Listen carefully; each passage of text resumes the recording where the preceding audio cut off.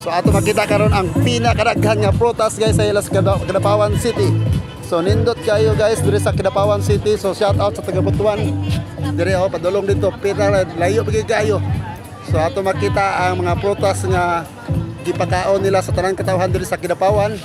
O unya pa ni magsugod. Dito napita padulong sa kasada gi close road nila.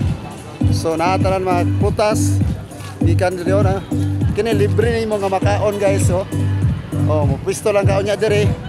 Tapos unya ang mga tao kutob sa imong mahurot imong makaon dire nga libre.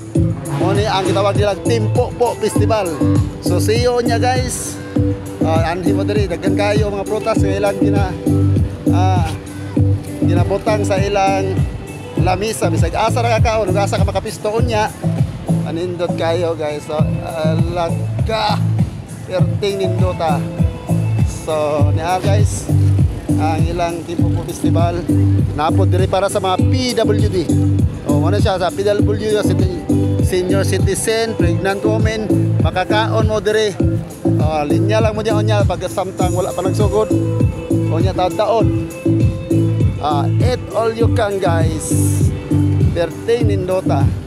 Diri po sa Pikas Bahin niya ang gitawag yapon uy diri nga side ay mga PWD senior citizen pregnant women.